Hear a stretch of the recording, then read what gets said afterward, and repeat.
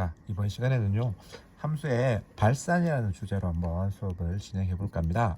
자, 전번 시간에 우리가 뭐 했냐 그러면 함수의 수렴이라는 게 있어요. 그럼 수렴이라는 것이 뭐라 그랬냐 그러면 우리 함수가 x에서 이렇게 y로 가는 건데, x가 어떤 a의 값이 한없이 가까워져 갈 때 y의 값도 어떤 값에 가까워지거나 또는 그 값이 될 때를 갖다가 우리가 수렴한다라고 말했어요. 그런데 수업 시간에 잠깐 말했었죠, 그렇죠? x가 a로 가까이 간다고 해서 거기에 대응되는 y가 반드시 어디로 가야 할 필요는 없습니다. 그러할 이유는 없어요. 그래서 그렇지 않은 경우를 갖다가 우리가 발산이라고 말을 합니다. 즉 함수의 발산이라는 것은 뭐냐 그러면은 수렴하지 않는 경우,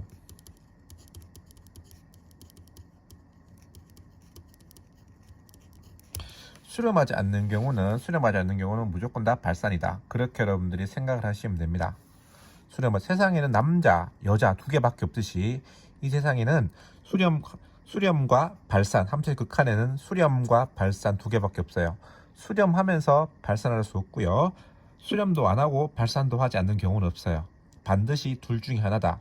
수렴 아니면 발산인데 수렴이 하나로 모이는 거라 그랬잖아요. 그러면 하나로 모이지 않는 경우가 어떤 것이 있을까를 살펴보면 총 4가지가 있어요. 첫 번째는 모이지 않고 계속 커지는 경우, 한없이 커진다고 말을 해요. 한없이 커지는 경우, 기호를 우리가 무한대 이렇게 씁니다. 두 번째, 한없이 작아지는 경우,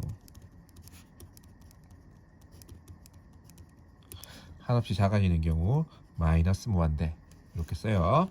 그럼 세 번째, 진동하는 케이스. 진동은 뭐냐 그러면 커지지도 않고 작아지지도 않고 왔다리 갔다리 하는 그런 형식이 되겠고요. 네 번째는 우리가 좌극한과 우극한이 다른 요 4가지 경우가 있어요. 근데 이 4가지 경우 전부 다 엎쳐서 뭐라 그런다? 발산이라 그런다. 이 4가지 경우 다 엎어서 발산이에요. 어떤 친구한테 물어보면 선생님 이거는 수렴이고요, 이거는 발산이고요, 이거는 자극한 것과 달라요 이렇게 말하는데 그런 것은 곤란하다는 겁니다. 수렴 아니면 발산이에요. 답은 수렴 아니면 발산인데 왜 발산하는데 라고 물었을 때 선생님 한없이 커져서 발산이에요, 한없이 작아서 발산이에요, 진동해서 발산이에요, 좌극한과 우극한이 달라서 발산이에요, 이렇게 말을 하는 관계없다라는 거예요. 그거 한 가지 주의해 주시고 앞으로 우리 한 개 약속을 할 겁니다. 앞으로 어떻게 말하냐 그러면 수렴한다 라는 말은 다른 말로 무슨 말이냐 그러면은 극한값이 존재한다, 극한값이 있다라는 말이 되겠고, 발산한다는 말은 극한값이 없다라는 말이 됩니다.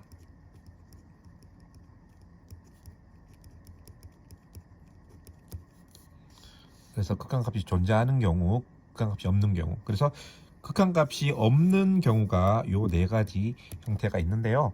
요 4가지 형태를 그림을 통해서, 지금 하는 게 그림이 중요하다고 그랬잖아요. 그림을 통해서 한 개씩 알아보도록 하겠습니다. 자, 우선 한없이 커지는 경우는요, 그래프를 그려본다면 알겠지만 여러분들이 이런 경우가 되겠어요.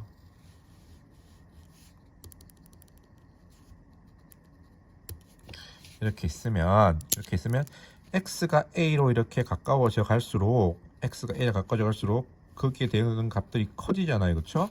커지면은 이 커지는 점들의 y값들은 계속 커지죠. 한없이 커지는 거죠. 그래서 이런 경우에 리미트 x가 a로 갈 때 fx는 뭐가 된다? 무한대다. 이렇게 표현합니다. 무한대라고 하고 선생님 무한대인데 값이 없어요. 예, 무한대는 값이 없어요. 왜? 실수값이 아니기 때문에 값이 없는 경우입니다. 다음 두 번째, 한없이 작아지는 경우. 되게 쉽게 어떻게 하면 되겠어요? 이렇게 하면 될 거잖아요, 그렇죠? 이렇게 하면 한없이 작아지는 거예요.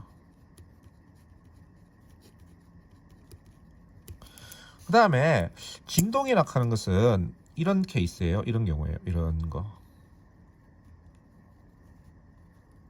이렇게 되면 이거 리미트 x가 무한대로 갈 때 fx는 그쵸, 뭐 커지지도 않아요. 작아지지도 않아요. 그렇다고 어떤 것에 모이지 않고 어떤 범위 내를 갖다가 계속 왔다 갔다 긋잖아요. 그렇죠? 물론 왔다 갔다 그러면서 이런 경우는 있죠. 왔다 갔다 이렇게 작아지는 경우는 이건 수렴하는 거예요. 근데 이 진동폭이 뭐 줄어들지 않고 계속 이렇게 왔다 갔다 하는 거, 또는 뭐 계속 이렇게 커지는 경우, 이런 것도 발산이죠. 그렇죠? 이런 경우를 갖다 우리가 진동, 하나로 모이지 않은 진동이라고 말을 하고요. 그 다음에 네 번째는 좌극한 가곡한이 다른 경우인데, 좌극한 가곡한이 다른 경우는 이런 경우예요. 이렇게 생긴 거, 그래프가. 그러면은 우리가 봐봐요, 여러분들. 요새 코로나 때문에 뭐 예를 들어 대구에서 방역을 한다. 그러면 대구로 들어오는 길이 여러 개가 있을 거잖아요. 남대구 IC, 북대구 IC, 서대구 IC, 수성 IC, 여러 군데가 있잖아요. 그러면 대구 전체를 방역을 한다는 말은 여러분들 무슨 말이냐 그러면 모든 구역에 대해서 전부 다 점검을 해줘야 되는 거예요. 그렇죠.